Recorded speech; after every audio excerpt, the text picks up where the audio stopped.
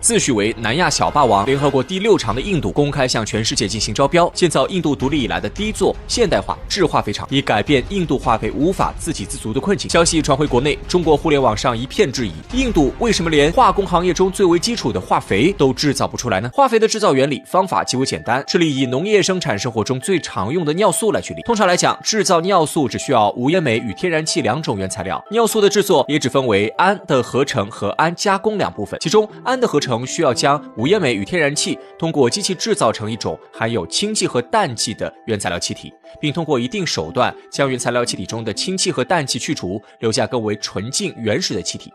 再后来，只需要将原始气体通过一定的比例进行压缩，使其变成一种高压气体，制造尿素所需要的氨气便合成出来了。最后经过一定的加工，氨气就可以转化为尿素或者是硝酸铵，成为我们最终想要的化肥。这就是工业制尿素的原理，让一个小学生来看估计都能看明白。更加可怕的是，化肥的制造存在着太多的危险因素，比如在压缩气体时，工厂要严格注意气体的气压，一旦发生非常微小的波动，便有可能发生剧烈的爆炸，严重则可能导致该工厂发生重大爆炸，动辄千万上亿的投资毁于一旦。除非这个工厂拥有绝对仅限于世界级的技术手段与安全管理措施。所以如果一个国家已经能够掌握这么多技术，那么这个国家在航天航空事业的发展也绝对是处于世界领先地位的。因为对于地球上的国家而言，想要实现完全自主化的工业化制化肥，并且将化肥的成本压缩到可接受的范围之内，就必须在化工产业到达能够与中美俄等航天大国的发展水平。目前能够实现这一成果，拥有这一实力的国家，在全世界范围内也不超过1手之数。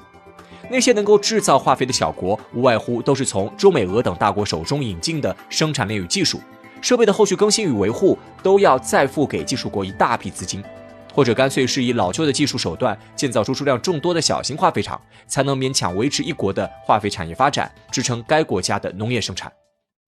而这些小国的路子则在印度身上完全走不通。大规模的现代化化肥厂印度造不出来，也买不起，而小化肥厂的产量与价格更满足不了印度的需求。根据联合国农业部的数据，印度坐拥世界第2大的耕地面积，世界上第1的廉价劳动力人口与极佳的雨热条件，是世界上最适宜发展现代化农业的国家。但印度可怜的化肥产量根本满足不了 1.6 亿公顷广袤耕地的耕种需求，必须依靠大量进口。根据印度商务部的数据，2022年印度需要从国际上进口高达3000万吨化肥，以用于农业种植。由于印度不能够生产化肥，而进口化肥的价格又始终处于高位，相当一部分的印度农民压根儿用不起化肥，最终导致印度的土地利用效率极低。印度拥有 1.6 亿公顷的耕地，中国拥有 1.2 亿公顷的耕地，印度的耕地面积比中国多了足足1/4，因此按理来说，印度的粮食年产量应该比中国要多得多。可根据2021年的数据来看，印度全年的粮食产量仅有 3.16 亿吨，中国则高达 6.828 亿。中印两国的耕地利用率比值达到了惊人的 2.5:1， 究其根本原因便是印度的化肥产业落后，不能生产出低价高质的化肥，这足以见到化肥产业的落后对于印度的农业发展起到了多大的限制。也正是这化肥产业之伤，让2亿印度人民饱受饥饿的痛苦。从印度造不出化肥的背后可以看出，印度身为一个大国，虽然拥有着一定的工业基础，综合国力并不算弱，但是印度由于发展的时间太短，且没有合理的规划，导致印度的工业发展步子迈得过大，工业基础太过于薄弱了。对于一个国家而言，工业基础的薄弱与短板，甚至可能会导致这个国家最终走向灭亡。其中最好的体现就是印度造不出子弹的事实。相比于化肥，子弹的制造也称不上困难，并且不需要制造化肥那么苛刻的条件，毕竟子弹仅仅由弹壳、弹头、装药、底火4部分组成，其中仅仅只有弹壳和弹头需要一定的工业基础和技术含量。一般来说，只需要有相对应的机床，并且掌握一定的钢铁制造工艺，就可以完成子弹的生产了。早在抗日战争时期，中国共产党领导的八路军队伍就曾经在艰难的敌后抗日环境中独立建设了多家兵工厂，并完成了子弹的自主制造，为中国抗日战争的胜利做出了突出的贡献。如果说印度造不出化肥，绝大多数人可能还会表示赞成，但如果说印度造不出子弹，恐怕要惊掉许多人的下巴。毕竟印度可是一个连原子弹这种大杀器都能制造的国家，怎么会造不出来子弹呢？这是违背人类常识的。但事实果真如此。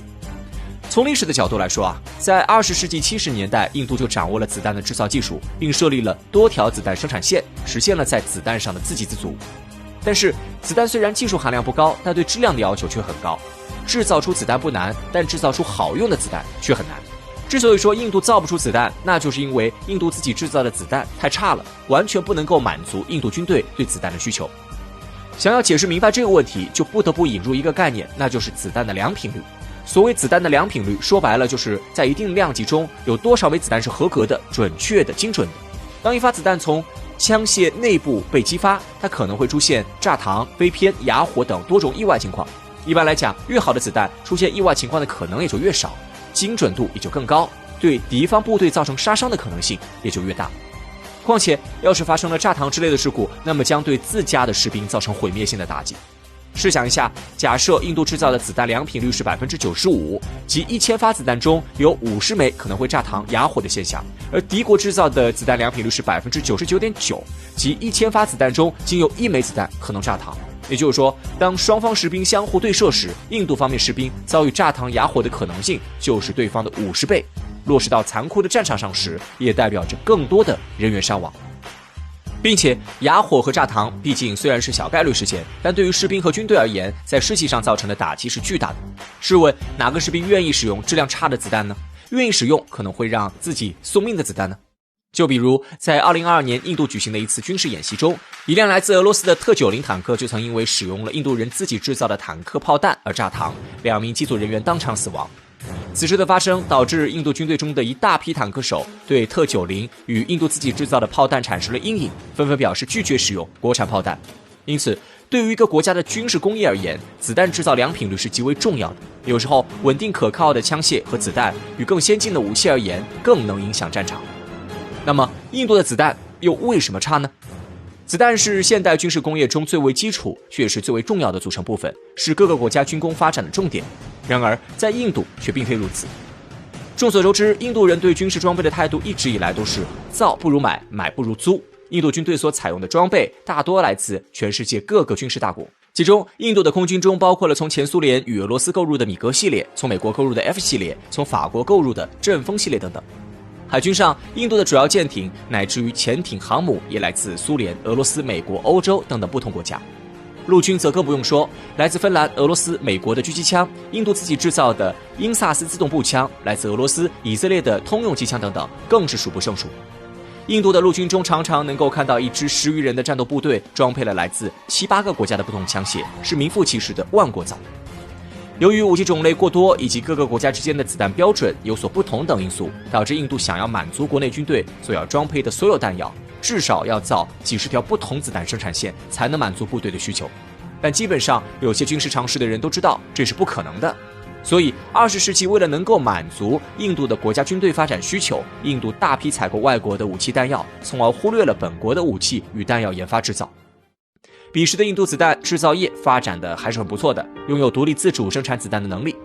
虽然子弹的精准度差了一些，质量也算不上优秀，但只要印度官方和军方给予支持，印度的子弹制造业绝对有可能成为实现完全的自给自足。没有资金的支持与军队的经验反馈，在短短几年之后，印度本国的子弹制造业就失去了发展的可能。印度军方高层坚定地认为，印度需要武器，根本不需要自己费心费力费钱的去研发制造，不如直接从国外购买一些精度高、良品率高的武器弹药回来直接用。所以在印度官方的推动下，印度本土刚刚建设起来的军事工业基础便被打压得抬不起头。薄弱的工业基础让印度自己制造的子弹越来越差，越来越无法满足现代战争的要求。印度造不出来子弹，彻底的成真了。这就是为何印度本国造不出来子弹的原因。根据印度国防部透露的消息，由于印度的子弹全部依靠自进口，导致印度目前的弹药库存仅够全国使用5至10天的时间。加上印度本国并没有自主生产制造合格子弹的能力，所以当印度的子弹在10天内打光了，整个印度弹尽粮绝，只能祈祷进口的子弹能够在战争结束之前送到印度。试想一下，如果未来有一天印度真的因为子弹而打输了战争，将会是多么讽刺而又可笑的一幕。近些年来，印度人在国际舆论上越发的狂傲自大，经常将中国与印度进行比较，并经过一系列奇葩的操作与言论，得出诸如中国发展不如印度，印度才应该是第5大联合国等毁人三观的言论。然而实际上，印度所谓的强大更多是无意义的虚胖，毕竟坐拥世界第2大的耕地面积却造不出化肥，坐拥世界各强国的武器却生产不出子弹，印度在工业技术上的硬伤是难以弥补的。不让我加入五常，我就退出联合国，组建新联合国。隔壁印度又撂下豪言壮语了，对此五星上将麦克阿瑟要发言了。如果真有那个实力，加不加入五常又有什么关系？如果没有实力，就是给你安理会常任理事国席位又有什么用？还是那句话，真理只在大炮射程之内。实力足够强大，规则就变成了一纸空文，随时都有掀桌子的底气。反之没有实力，老老实实遵守规则才是正途。显然印度是没有这个实力的，放出这种狠话只会让人啼笑皆非。为什么印度想削尖了脑袋进行联合国常任理事国呢？为了加入五常又有多疯狂？印度一直把入常当作衡量其成为全球大国的重要标志之一。早在尼赫鲁时期，印度就已经想加入五常了，声称无论能否入常，态度还是要有的。印度的勃勃野心可见一斑，就是想要在世界上获得更大的话语权和影响力，成为南亚大国，甚至是亚洲首屈一指的强国。然而，印度心比天高，身比纸薄，没有公主命却得了公主病，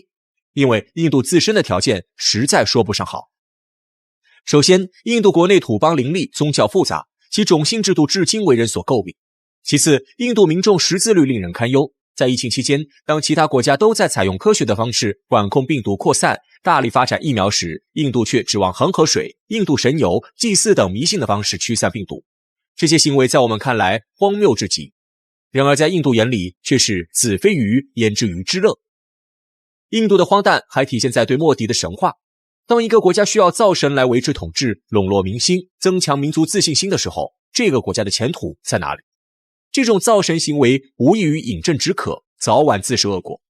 在某种程度上，入常只是印度给国内画的大饼，还有诸如上天、研究核武器等，通过树立宏大的目标来增强民族自信心，维护内部团结，制衡国内的各种势力。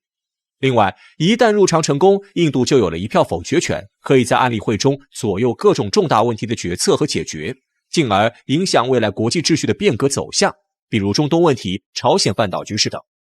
最重要的是，印度可以名正言顺地降巴基斯坦一头，周边小国出于利益也会讨好印度。入场诱惑力如此之大，印度是朝思暮想的想加入进去。那么，印度真的具备入场资格吗？能入五常的标准是非常严苛的。中美俄英法是联合国5大创始国成员，也是在二战里为胜利贡献最大的几个国家。中国和苏联均是二战主要参战国之一，为了抗衡法西斯，经历了艰苦卓绝的浴血奋战，是杰出的世界反法西斯战争盟友。美国自不必说，也是抗击德意日法西斯的主力。英国则是上个世纪的日不落帝国，德国闪击波兰时，英国就第一时间对德宣战。而法国虽说二战后落魄了，但人家有美国这个大哥，硬生生的被抬上了理事会的席位。再来看看印度当时在干什么。整个二战时期，印度还是英国的殖民地，存在感非常低，整日受英国人的气。唯一的高光时刻竟然是临时组建的傀儡政府何伟军。印度自己都看不下去，无时无刻不想脱离殖民者的控制。当时印度独立运动领导人钱德拉鲍斯试图引入外国势力推翻殖民统治，此乃虚虎吞狼之计，但结果并不理想。先是去找了德国的那个美术落榜生，结果吃了个闭门羹，最后又转而投向了日本。得知鲍斯的宏达梦想之后，日本不仅帮助其成立了自由印度临时政府，由鲍斯担任总理，还为其提供了大量的武器装备。鲍斯一度认为日本能够帮助其实现民族独立，因此组建伪军助纣为虐。也不知印度怎么想的，后来一度对鲍斯这个甘当小日子马前卒的政客推崇备至，直到现在，鲍斯的画像竟然和甘地、尼赫鲁一同悬挂在印度国会里。现任印度总理莫迪更是对其做出高度评价，每个印度人都为他对国家做出的巨大贡献感到自豪。试问，这样的印度真的有加入五常的底气吗？但印度并没有摆正自己的位置，其想入常的野心可以说是疯狂至极，甚至想另立门户。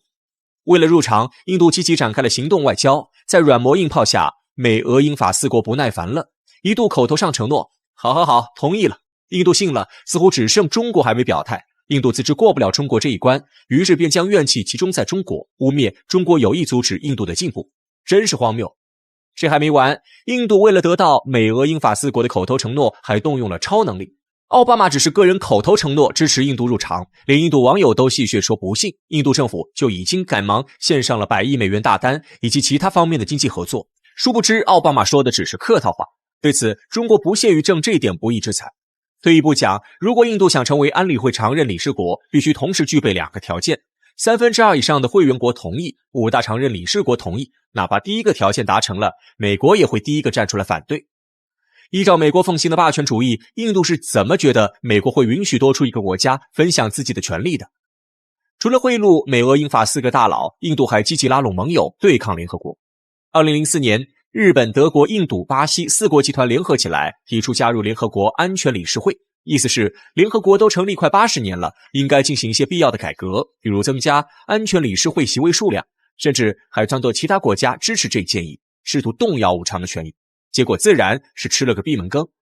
迄今为止，4个国家依旧在轮番申请加入联合国，但都没收获什么好果子。